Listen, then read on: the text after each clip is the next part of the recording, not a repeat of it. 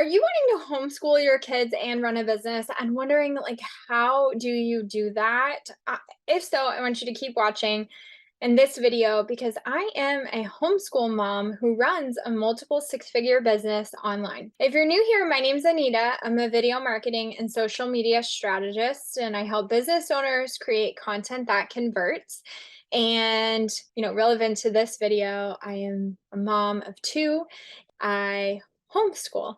So I'm going to share a little bit about that. All right. So if you're hearing homeschooling, I want you to know if your brain thought, I could never do that, know that that was my thought. In fact, I never actually planned to homeschool. Originally, I started my business and I thought I wanted to stay home just long enough until my kids could go off to school. And then, really quickly, with my 6 year old, when he was around 3, we were starting to realize he not only wanted to learn, but he wanted to go real fast.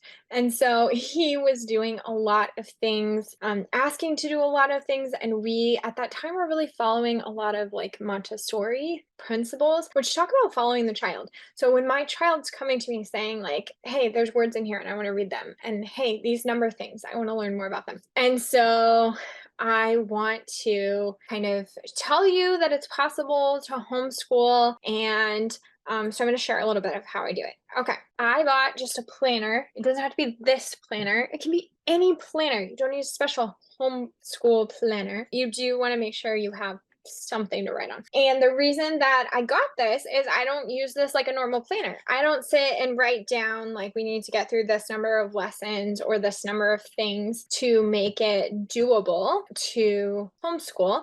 The other thing I use is Google Calendar. So I'm going to kind of talk about how I do this. Okay.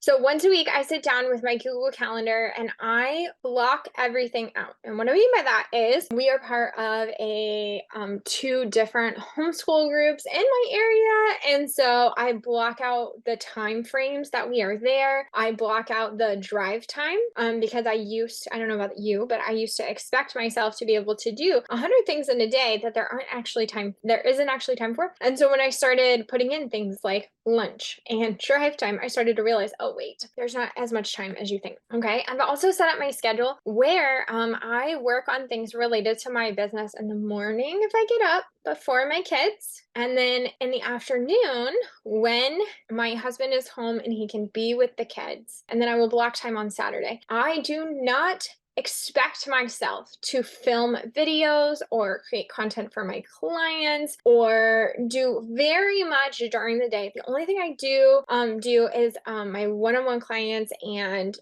for consulting, and some of my people who have signed up for just Voxer coaching, I'll get access to Voxer. And if you're not familiar with Voxer, that's like a walkie-talkie app. I will listen to Voxer messages while I'm making lunch or while I'm doing laundry and respond. But that's really the bulk of the work I do during the day. In the afternoons during the week is when I schedule my calls with my clients and calls for inside of my program. And then, I'll do a little bit of that on Saturday if our family schedule allows. Okay, so I block everything. Usually I do this on either Saturday or Sunday. I go through and block everything. And this includes putting in rest time because I am somebody who will forget to schedule time to rest and pause. And so I want to encourage you to make sure you have time for that. I also schedule time for deep creative work. I do this because if you're not making the time to really think through your processes or maybe something you want to create or content that you want to create that maybe doesn't come as naturally, you need the time to think about it. Okay. So again, I block everything like breakfast, waking up time. We're going to swimming lessons. We're driving home. We're having lunch. The kids have a rest time, etc. Okay. Then I use this planner for what I call reverse planning. Okay. So just to give you an example, I go in while we're doing homeschool stuff and I just write down what we did as we did it.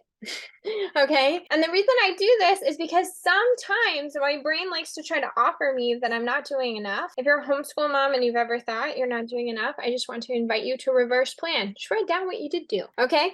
Because what I have found is the days where I think oh, I didn't do enough because we were at co-op and then we were at swimming and then maybe, we had some something else going on. And I want you to know that once I look at this, I realize, oh yeah, every week we're hitting the important things that I would have planned out. And sometimes when I review it, I'm like, well, we actually went a whole week without doing something that I really wanted to do. I often am then saying, oh, but we had a lot of extra things going on that week. So it's so helpful for me to be able to see, yes, in fact, we are getting the things done that we need to get done. Okay. Now, I know that from this might come a lot of questions. Well, like, then how do you use curriculum, or what kind of curriculum do you use? So I'll go ahead and answer that. All of our curriculum is kind of eclectic in nature. And what I mean is, I don't order like a box for a certain grade level for homeschooling, because my son is an asynchronous learner, meaning he's kind of in different subjects at different age levels. And, in some areas, like speeding through, and in other areas, we're just like going on a normal pace. And that's for my oldest son. So, I just order what I think they need next. And my 2-year-old really is just playing. He's doing a lot with numbers and colors and some of his letter sounds. And so that's just more fun. A lot of reading books, a lot of hands-on. So I don't keep as much tight track of that, really, because I just do what he is interested in. And that's what I did with my oldest son. And I just found that as he progressed through the things he was interested in, there was logical next steps for him. And so we've just kind of added that in. So I hope this is helpful to kind of get a picture of what this could look like. I've just pre-decided the time. I've decided that during the day is the time for my kids, and then the time for serving my clients is going to be the late afternoon and early evening time. Saturdays are really reserved for doing things in my business. Like, this is Saturday and I'm filming YouTube videos. So I hope that's helpful to you. I'm always interested in finding out people's homeschool routines and how they're doing it. So if you're a homeschool mom, whether or not you run a business, I'd love for you to comment below and tell me a little bit of what it looks like in your homeschool. And if you have any questions about what I shared, feel free to drop them in the comments below. Now, if you like this video, want you to watch the video I'm putting on the screen, Mom Hacks That Help Me Run My Business.